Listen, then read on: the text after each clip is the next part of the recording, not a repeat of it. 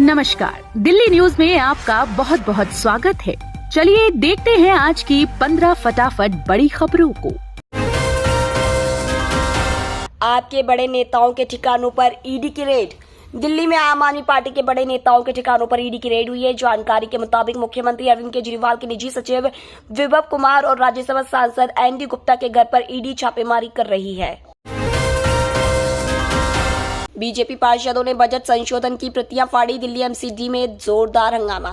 दिल्ली नगर निगम के संशोधित बजट अनुमान 2023-24 और बजट अनुमान 2024-25 पर चर्चा के लिए बुलाई गई निगम सदन की बैठक हंगामे की भेंट चढ़ गई। चंडीगढ़ महापौर चुनाव में सुप्रीम कोर्ट की टिप्पणी को लेकर आप और भाजपा पार्षदों में नोकझोंक हुई थी, तो वहीं बैठक भाजपा पार्षद ने आम पार्षदों की ओर से बजट में संशोधन के प्रस्तावों को लेकर भाजपा ने विरोध किया है। हिरासत के बीच दूसरी बार राज्यसभा सांसद के रूप में शपथ लेंगे संजय सिंह। दिल्ली की एक अदालत ने आम आदमी पार्टी के नेता संजय सिंह को दूसरी बार संसद जाने की अनुमति दे दी है। वह पुलिस हिरासत में रहते हुए सांसद के रूप में शपथ ले सकेंगे। कोर्ट ने संजय सिंह को संसद जाने की अनुमति दी है। दिल्ली में केजरीवाल की सभा के दौरान हंगामा और झड़प। बीजेपी कार्यकर्ताओं ने जमकर की नारेबाजी।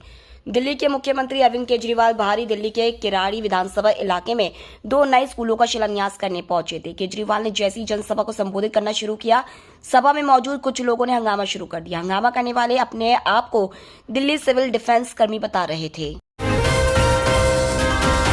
पीएम मोदी ने कहा, भारत में अगले 5 वर्षों में ऊर्जा क्षेत्र में $67 अरब का निवेश होगा। प्रधानमंत्री नरेंद्र मोदी ने कहा है कि भारत में अगले 5 से 6 वर्षों में ऊर्जा क्षेत्र में करीब $67 अरब का निवेश होगा। प्रधानमंत्री ने अपने संबोधन में वैश्विक निवेशकों को भारत की विकास गाथा का हिस्सा बनने के लिए आमंत्रित भी किया गया है। 1643 किलोमीटर लंबी भारत म्यांमार बॉर्डर पर लगेगी बाड़। सीमा सुरक्षा को लेकर सरकार का बड़ा फैसला।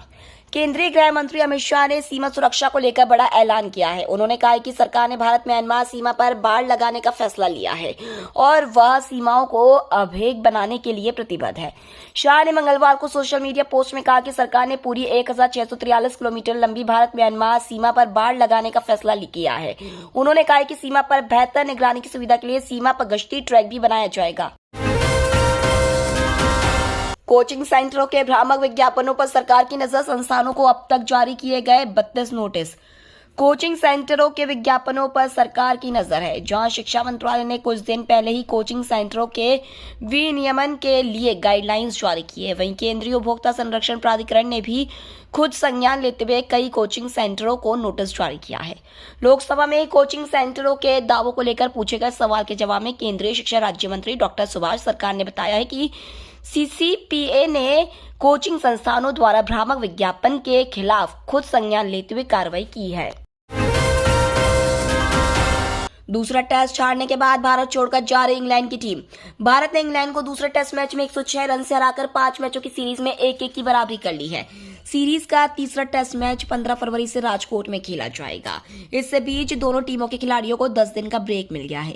दूसरा टेस्ट मैच एक दिन पहले ही खत्म हो गया। ऐसे में बेन स्टोक्स की कप्तानी वाली इंग्लैंड की टीम तीसरे टेस्ट मैच से पहले अबू धाबी जा रही है, जहां उसने सीरीज की तैयारियों के लिए अपना ट्रेनिंग कैंप लगाया हुआ था।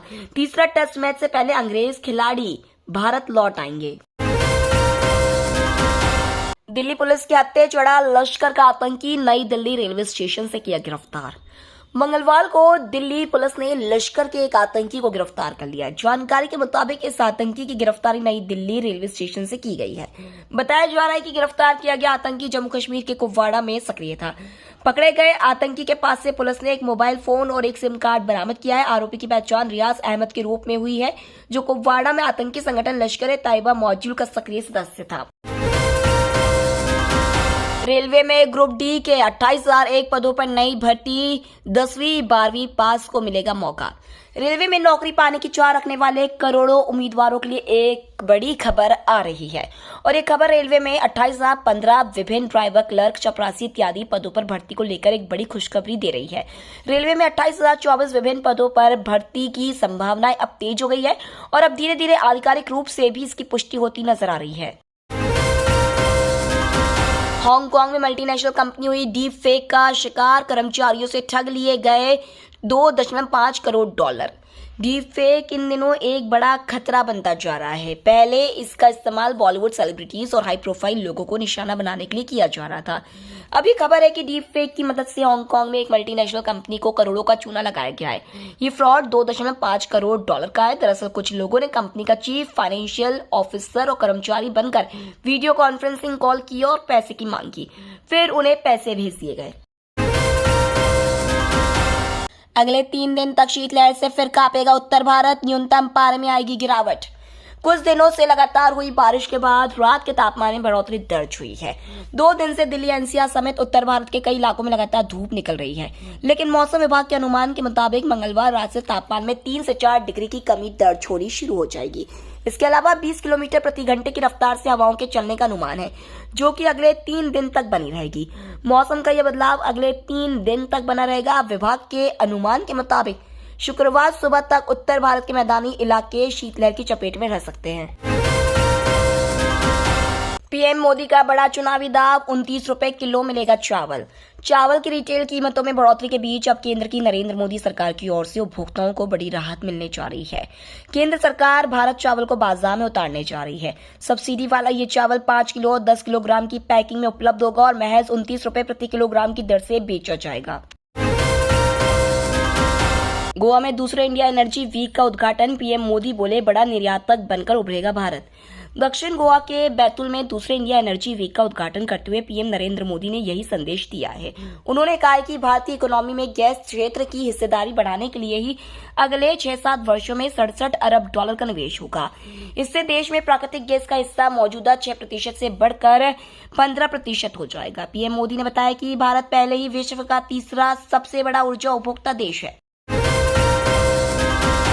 राहुल गांधी का ऐलान, उखाड़ फेंकेंगे 50% आरक्षण की लिमिट। भारत जोड़ो न्याय यात्रा के दौरान कांग्रेस नेता राहुल गांधी ने झारखंड में बड़ा ऐलान किया। उन्होंने कहा, हमें जातीय जनगणना करनी ही होगी। हम सत्ता में आए तो आरक्षण सीमा हटा देंगे। आरक्षण पर 50% की लिमिट है, उसे हम उखाड़ कर फेंक देंगे। ये कांग्रेस और इंडिया गठबंधन की गारंटी है। इससे पहले भी राहुल कह चुके हैं कि जातिगत जनगणना होनी चाहिए, इसके बाद ही हम सभी लोगों के साथ न्याय कर पाएंगे। तो ये थी आज की बड़ी खबरें। डेली खबरों से अपडेट रहने के लिए चैनल को सब्सक्राइब करना बिल्कुल न भूलें। धन्यवाद।